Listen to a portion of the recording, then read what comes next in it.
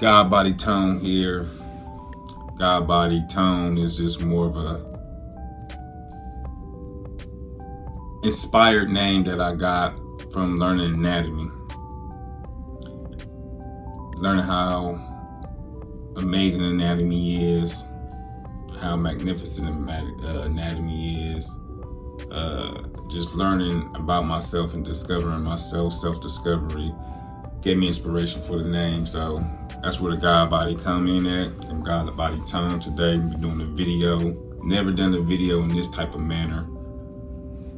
Be talking and having a discussion about mental illness, mental health, my personal battle with it, where I stand today, how I got to where I'm at, the proper information I had to gather and whatnot.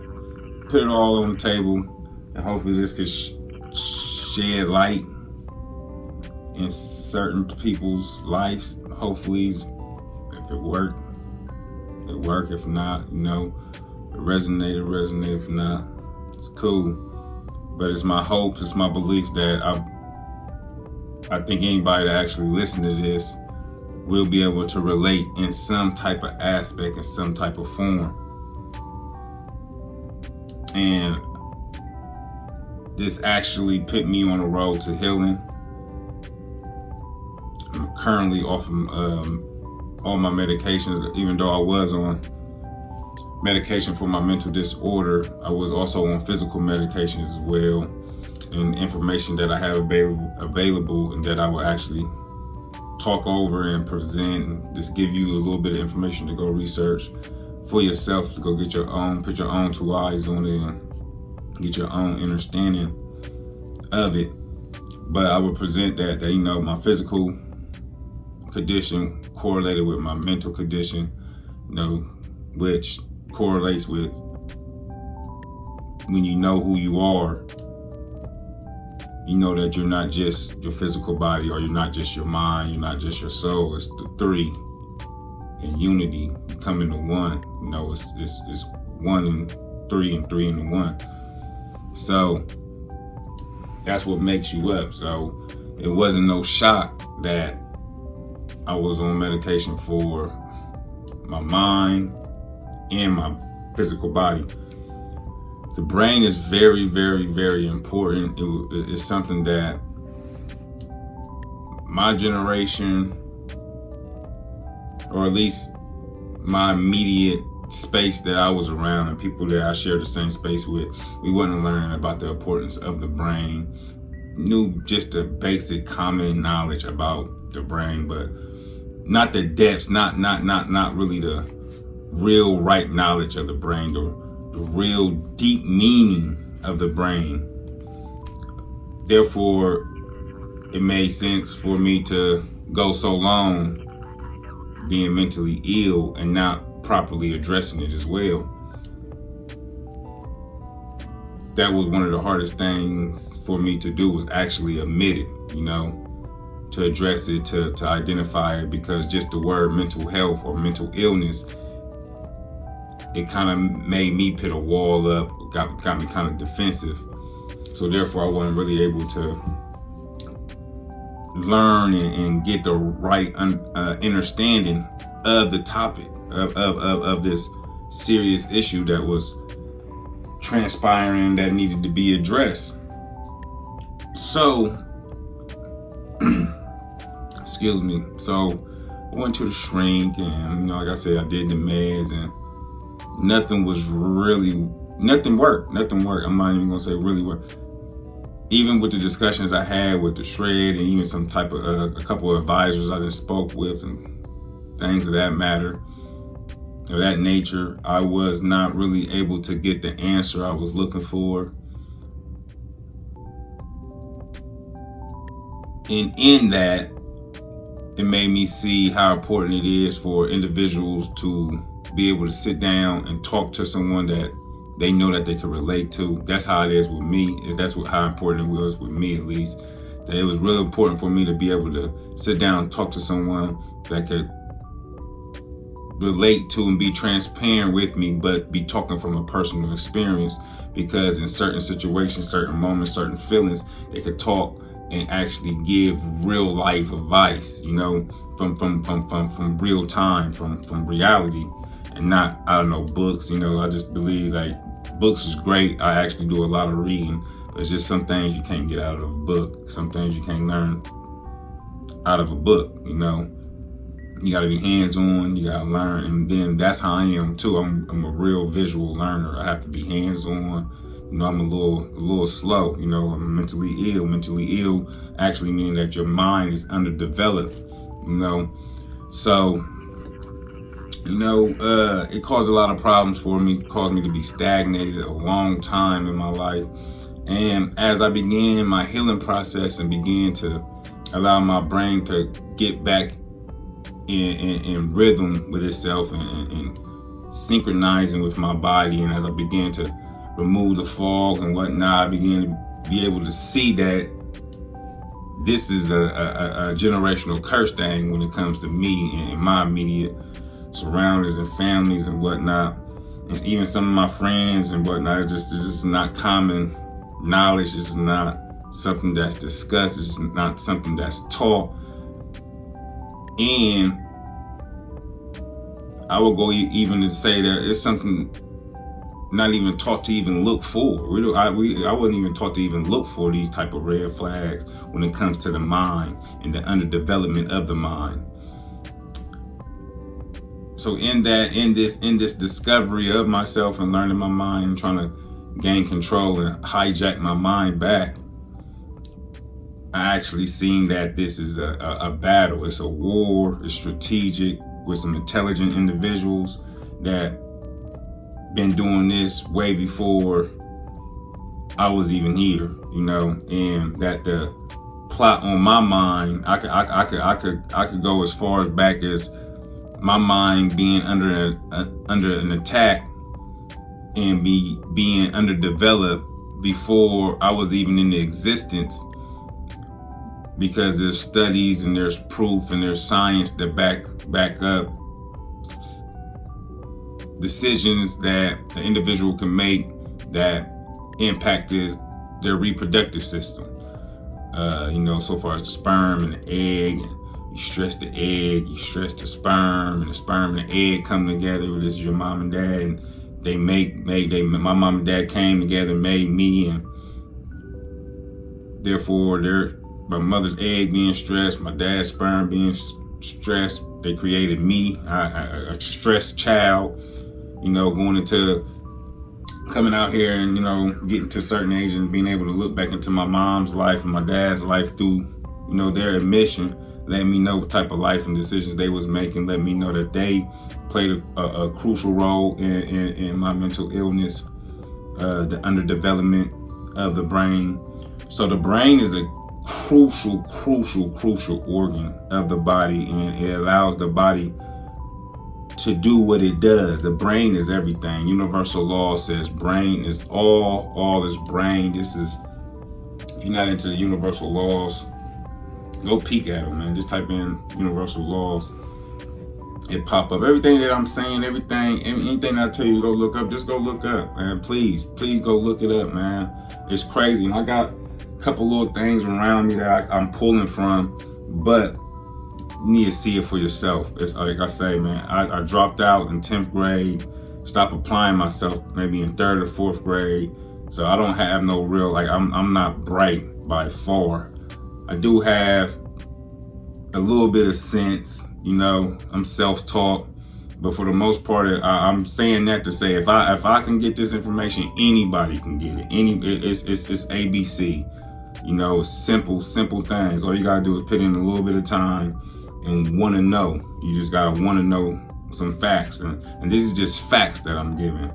I don't get into what is truth and all, just facts, no beliefs, just facts and science to back it up, and that's what I'm gonna do. So the brain is very, very, very, very important. The universe says it, your anatomy says it, birth says it, how important the mind, everything. Like, you can look out into your environment, look out into nature, look out into certain things, and how we interact with it is actually giving us information to process and learn from and read. And I say anatomy teaches us how important the brain is, because when it comes to anatomy and when it comes to your development, when the seed and the egg come together, one of the first things that happens is the placenta and the fetus is made. But out of that fetus and the placenta, and I said that's you and the placenta.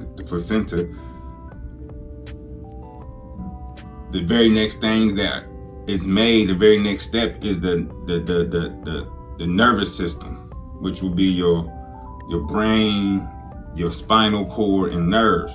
That begins to develop. That actually develops before your heart even does. Your mind develops before your heart. So the anatomy and the birth process shows how important this is, you know. And then the brain begins to go through developing stages all the way up into our adulthood. The brain is constantly developing, and it's developing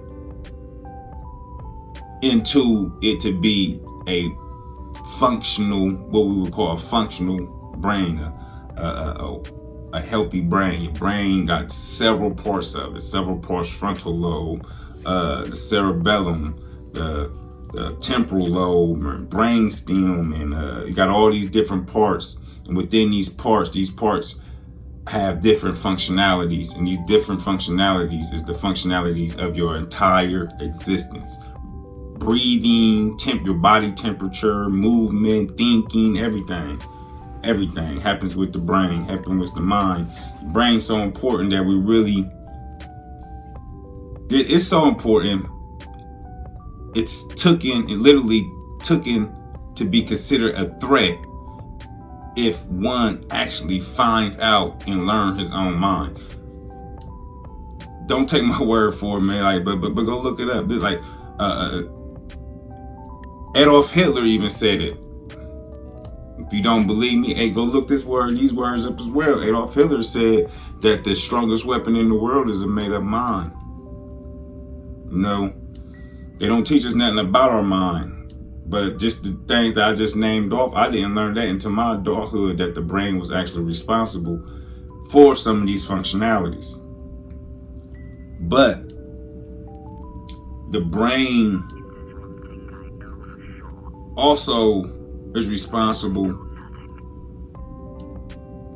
for regulating the processes of the body, the systems of the body. You know, our body is full of systems, you know, these organs and systems and whatnot, and they functioning. The brain is in control of making sure them is functioning at the right level, regulating them. Your brain is your only true sensor for real. Like when I say sensor, like we think that we see with our eyes and we see with our ear. It's like them would actually be the sensors. The eyes would be your sensors. It's what the brain uses to see. You don't see with your eyes. You don't hear with your ears. You don't touch with your hands. You do all that we do that with our brain. Our brain does that. It just uses the hands as a sensor to get the information, process it, and for us to do what we need to do with that information. The brain is an amazing organ of the body. And the brain also have your pineal gland in it. Pineal gland is a very, very important part of the brain, and it's actually an organ as well. The pineal gland is an organ. They call it the pineal gland. But when you get into anatomy and actually seeing the functionalities of glands and organs, glands secrete things, and organs produce things. So your organs produce things, and your glands actually secrete And they call it the pineal gland because they actually don't want you investigating and learning about what it actually produces. And it produces something called melanin. And once you get into melanin, that's a whole nother topic. A whole nother topic. But that's the most amazing structure on planet Earth. That chemical, it can adapt. I mean, it's amazing. Go look into melanin. Go look into melanin. That'll blow your mind. Maybe we could do a discussion on melanin one day, you know. But the brain right now, so the pineal gland produces melanin. Melanin being a key function of life. You take melanin out of the world, life wouldn't even exist no more. That lets you know what melanin is about. Like, you know, this is the key element that drive all life. So the pineal gland produces this. This is in the brain. You got your amygdala. And I'm just naming off some key things that I want to touch on because these are some of the key parts of the brain that actually deal with mental illness. And if I know this information, then experts and scientists and individuals that we go to that deliver our babies and we get sick and we go to, they know it as well. My purpose here, or my focus here, is to get at least someone to see, like, hold on, this is intentional. Like this is intentional, and it's going undiscovered for real. Like the importance. I mean, it may be even people know. I think a lot of people know. We just not willing to admit it, not willing to address it. I know with me and my mental illness, I was really at a standstill in it because I was comfortable with the choices even though my choices was unreliable in a logic standpoint, in my mind, because I was successful in my choice making, I began to come relying on it, you know. Not only that, I was able to tap in and allow outer influences from my environment to make me make choices that was allowing me to feel like I was being rewarded, because my rewarded pathway, the brain rewarded pathway, was being hijacked as well, which is a known part of the brain. And this is the part of the brain that make us repeat patterns and repeat behavior, should I say. The brain rewarded pathway. I got it right here. Go check this out. Go look at it. You can just type this in your phone and it'll bring up all types of information on it.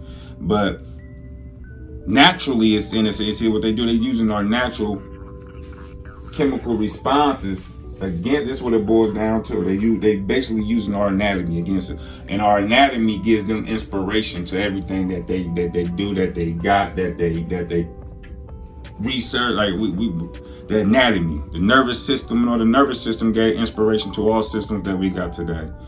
You know, so the anatomy, and they use it, and they learn it, and they actually know it better than we do. So the rewarded pathway, this is a natural reward for the body to repeat its behavior. So that would be like eating. You know, the rewarded pathway could be, you know, or and it's a chemical that is released. You know, sometimes it could release oxytocin. You know, when you engage with your significant other, you do, you know what I mean, or, you know, and these are natural behaviors that we get rewarded like that to make us want to do it. But what happens is this other chemicals that could be introduced to the anatomy, other chemicals that could be introduced to the anatomy that have these chemicals being fired off, you know, under a perverse stimulation type thing. Like it's getting tricked into being sent off, and you think you liking what you're doing when you really not. So this is another part of the brain, the reward pathway. These are different parts, and I'm saying this to just show that when these areas are affected by their medical documentation, when these areas are affected, when these areas are not fully developed, and things come in and start screwing things up, it causes the brain to become mentally ill. So I didn't know what mentally ill was until I actually went and looked it up.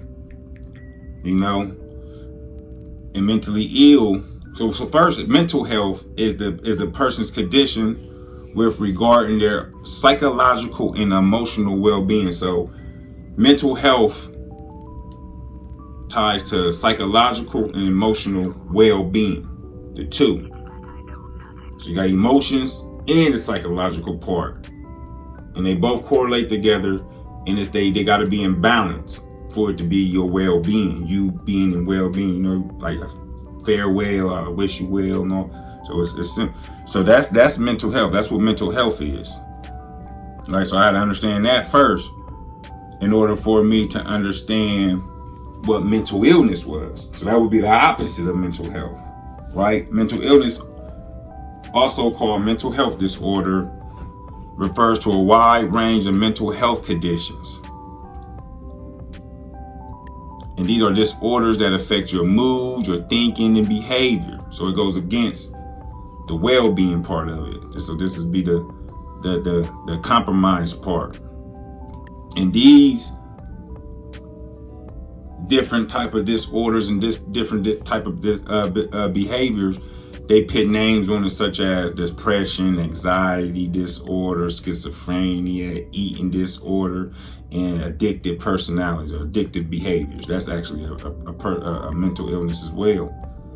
Addictive personality, which addictive personality ties back to your melanin because of how it actually reacts to certain foreign synthetic things in the body. But like I said, that's another topic.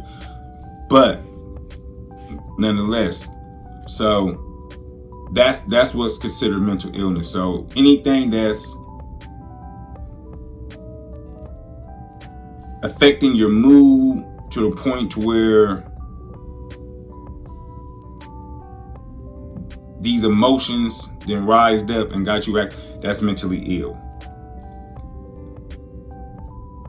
That's mentally ill. Someone making you mad, such your certain responses and the way you respond and all that, it tells if you are mentally ill or not. And I was one of them types that I was severely mentally ill.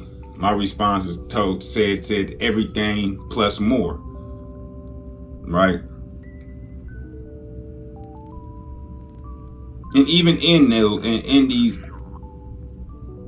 outbursts and moments that I had, something within inside of me told me, and this is what eventually led me to go seek help. Something always at the end of it was like,